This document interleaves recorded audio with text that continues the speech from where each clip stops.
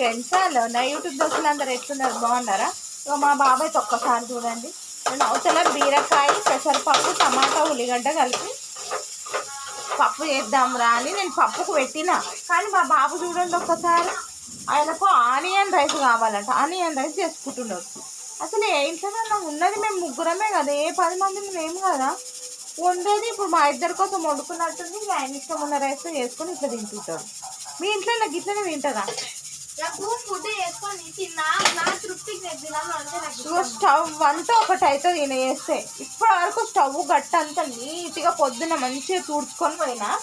ఇప్పుడు ఒక్కసారి చూడండి అసలు వంట బండ ఎంత చండాలంగా చేసిందంటే, కాయలు ఉట్టి బీరకాయ వేసి ఉల్లిగడ్డలు కోసి ఇవన్నీ వేసిండు.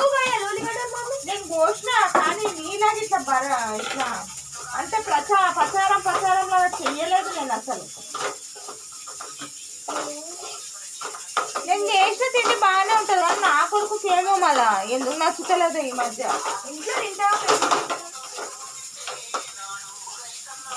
టైం ఏమవుతుంది 10 బాగా అవుతుంది. 10 బాగా కూడా ఇట్లాంటి రైస్లు వేసుకొని తినే పిల్లగాని ఈ పిల్లగానే చూస్తున్నా నేను.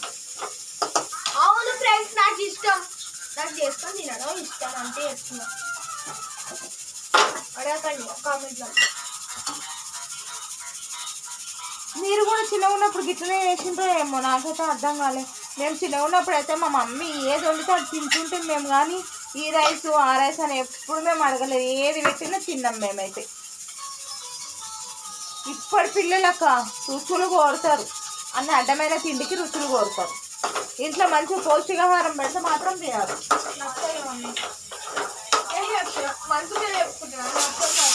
ఇలా పక్కన మాడిపోతుంది. మా బాబు పక్కన మాడు వాసన వస్తుంది. ఆయన కూడా చూసుకోలేదు. ఆయన వండుకొని తింటే తిన్నానా లేదా అన్నట్టు ఉంది కూడా.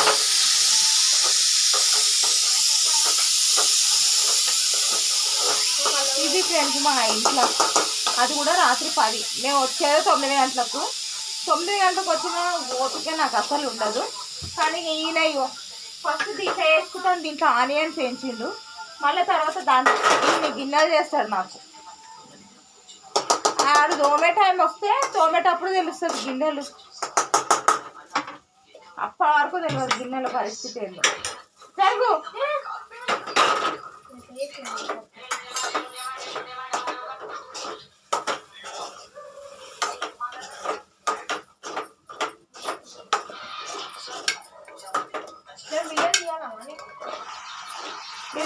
ఎంత బాగుంటుంది పెసరపప్పు టమాటా బీరకాయ పచ్చిమిర్చి పోపులో కొంచెమే ఇంకో వేసిన సూపర్ ఉంటుంది ఫ్రెండ్స్ తింటుంటే. ఓకేనా బాయ్, మీతో షేర్ చేసుకుంటామని బాయ్.